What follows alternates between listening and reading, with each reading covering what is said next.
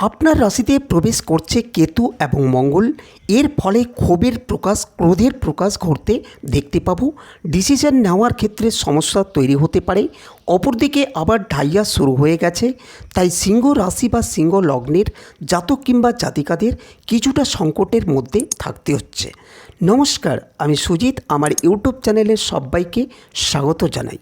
আমি মূল আলোচনায় যাওয়ার আগে সকল দর্শকদের জানিয়ে রাখি, যারা আমার চ্যানেলে প্রথমবার যুক্ত হয়েছেন তাদের সকলকে বলবো আমার চ্যানেলটিকে সাবস্ক্রাইব করবেন এবং পাশে থাকা বেল আইকনটিকে প্রেস করে রাখবেন, কারণ আপনার মোবাইল থেকে স্ক্রল করতে করতে চ্যানেলটি যাতে হারিয়ে না যায়।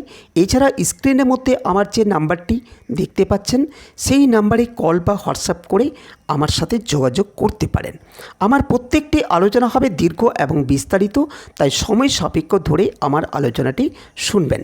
আমার আলোচনাটি অত্যন্ত স্বচ্ছ এবং নিখুঁত। তাছাড়া আমার কাছে কোনো টাইম বার বলে কিছু নেই।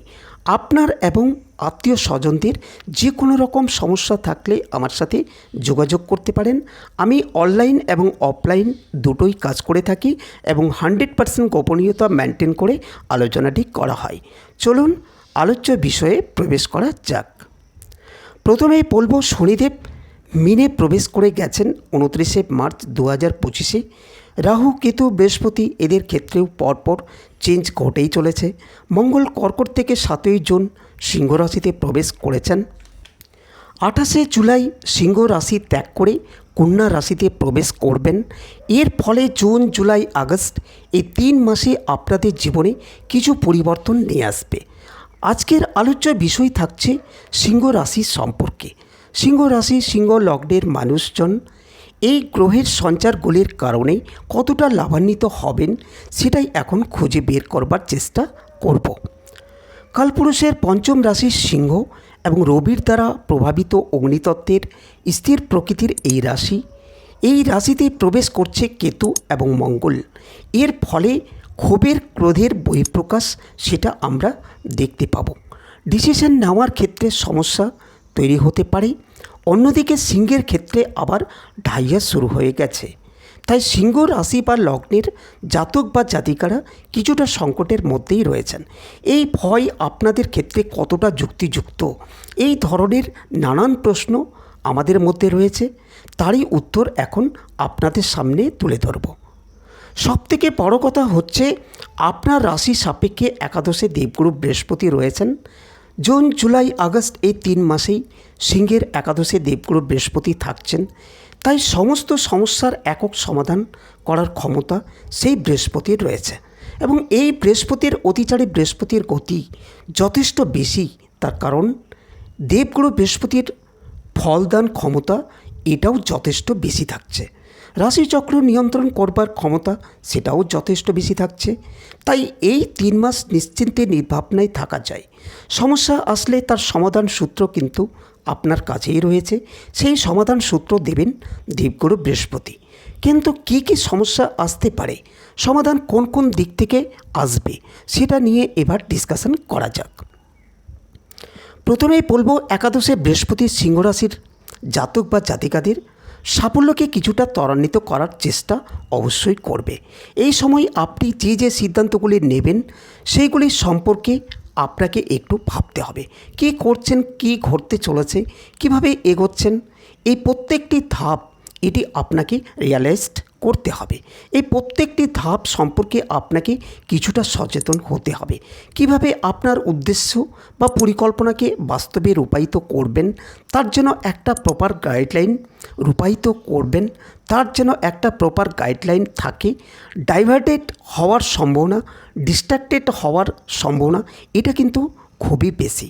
অর্থাৎ আপনি যে পথে হাঁটছেন, যে পথে হাঁটা উচিত, সেই পথগুলিকে আইডেন্টিফাই করা, সঠিক পথে এগিয়ে যাওয়ার প্রচেষ্টা এটা আপনাকে করা উচিত। সুতরাং এই কাজটি যদি আপনি সঠিকভাবে করতে না পারেন তাহলে সিদ্ধান্ত ভুল হওয়ার সম্ভাবনা অবশ্যই থাকছে। একাদশে বৃহস্পতি থাকার ফলে অর্থপ্রাপ্তির সম্ভাবনাকে বাড়িয়ে তুলবে, কিন্তু সপ্তমভাবে রাহু থাকার ফলে পার্টনারের কারণে কিছুটা প্রতারিত হওয়ার সম্ভাবনা সেটা দেখতে পাওয়া যায়। স্বামী কিংবা স্ত্রীর সম্পর্ক এটাও কিন্তু একটু জটিল হয়ে উঠতে পারে। আপনার দম্পতি অর্থাৎ স্বামী কিংবা স্ত্রী আপনাকে কী বোঝাতে চাইছেন সেটা উপলব্ধি করার ক্ষেত্রে কিছুটা সমস্যার সৃষ্টি হতে পারে। অর্থাৎ আপনার জীবনে কী ঘটতে চলেছে সেটাকে আইডেন্টিফাই করা সেটা কিছুটা হলেও সমস্যাবহুল হয়ে উঠতে পারে। লগ্ন বা রাশিতে কেতুর অবস্থান হওয়ার ফলে গোপন শত্রুতা উপলব্ধি করতে আপনাকে সাহায্য করবে। কোন দিক থেকে সমস্যা আসছে, কী কী জটিলতা আপনার জীবনে রয়েছে, এই বিষয়গুলিকে আইডেন্টিফাই করা এটা কিন্তু আপনার ক্ষেত্রে ঘটতে চলেছে। বুঝতে পারবেন কী ঘটনা ঘটতে চলেছে আপনার জীবনে, বা কারা আপনার ক্ষতি করতে চাইছে, কারা আপনার শত্রু, কারা আপনার ভালো চাইছে না, এদেরকে আইডেন্টিফাই করার ক্ষমতা এটা আপনার কাছে থাকবে। ছোটোখাটো আঘাতপ্রাপ্তির সম্ভাবনা থাকছে। আত্মীয় পরিজন কুটুম্বকুল থেকে উপকৃত হওয়ার সম্ভাবনা রয়েছে এবং আপনার মাধ্যমেও সেই সমস্ত মানুষগুলি কিছুটা উপকৃত হতে পারে। অষ্টমভাবে মীন রাশিতে শনিদেব রয়েছেন।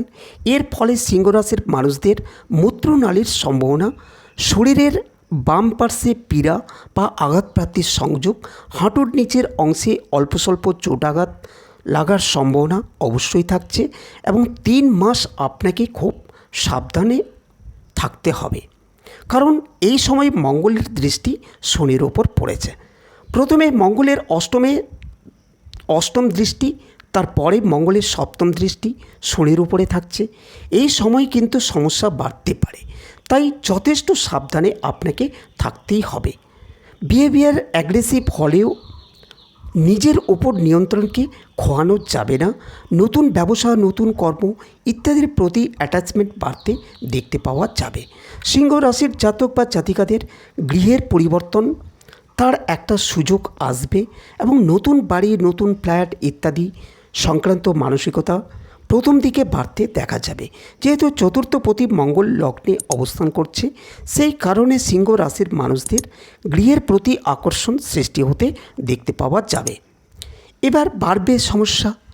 যখন আপনি বাড়ি কিনেছেন সেই সময় কিন্তু অবশ্যই আপনাকে খেয়াল রাখতে হবে বাড়ির পেপারস বা কাগজপত্র যেন ঠিকঠাক থাকে।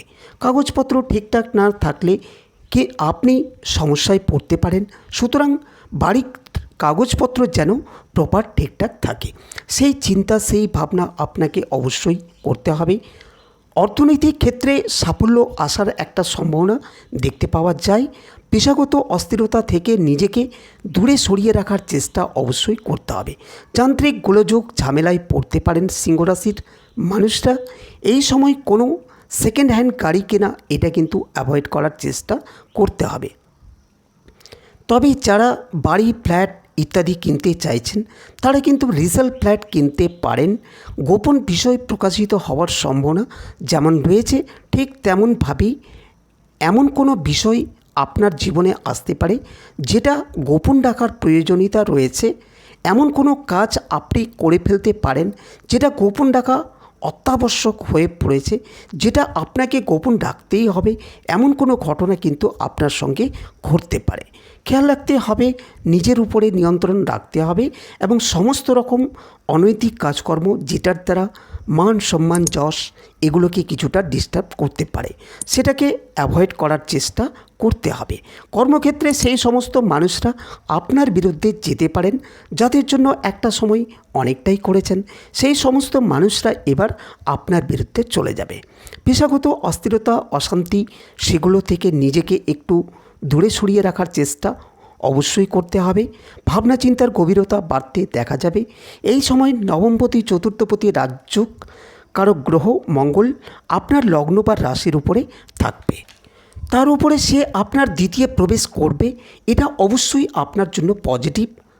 অর্থনৈতিক স্থিতিশীলতা বৃদ্ধির জন্য এটা একটা প্রচেষ্টা অবশ্যই আপনি করতে পারেন।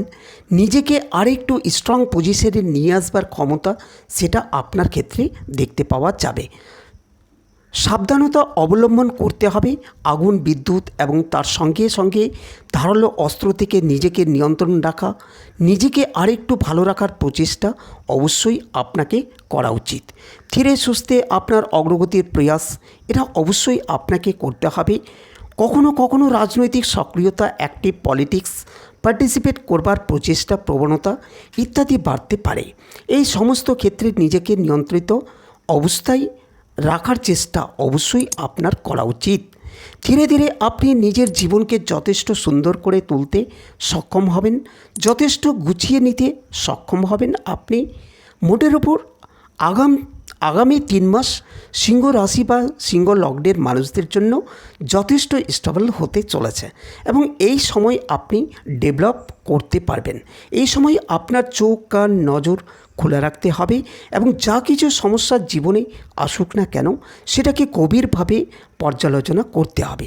তার সমাধান সূত্র আপনাকেই খুঁজে পার করতে হবে। কারোর উপরে ডিপেন্ড করা যাবে না। আপনার লগ্নে কেতু রয়েছে, এর ফলে আপনি ভুল সিদ্ধান্তে জড়িয়ে পড়তে পারেন এবং ইনফ্লুয়েন্সড হয়ে সেই সিদ্ধান্তে ভুল হয়ে যেতে পারে। তাই খেয়াল রাখতে হবে যে কাজটা আপনি করছেন সেটা আপনার নিজের মাধ্যমেই সম্পূর্ণ করতে হবে। রয়েছে উচ্চবিদ্যার সংযোগ, ডেভেলপমেন্টের সম্ভাবনা, নিজেকে আরেকটু প্রতিষ্ঠিত করে তোলবার প্রয়াস, এই সমস্ত বিষয়গুলি আপনার জন্য পজিটিভ হতে পারে। যদি কিছুটা নিজেকে নিয়ন্ত্রণ করতে পারেন, দুটি বিষয় খেয়াল রাখতে হবে।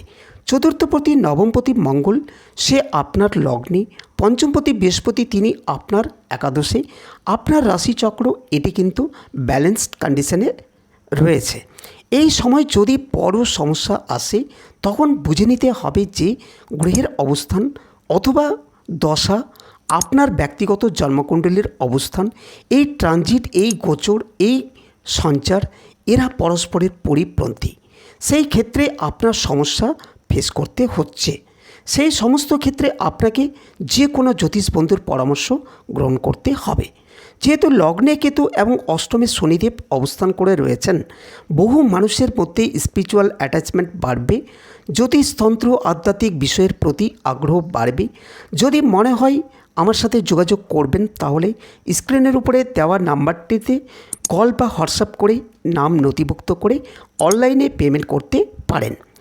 তাহলে সিংহ রাশি বা সিংহ লগ্নের মানুষরা আপনারা ধীরে ধীরে নিজেদের জীবনের পরিবর্তন নিয়ে আসতে পারছেন।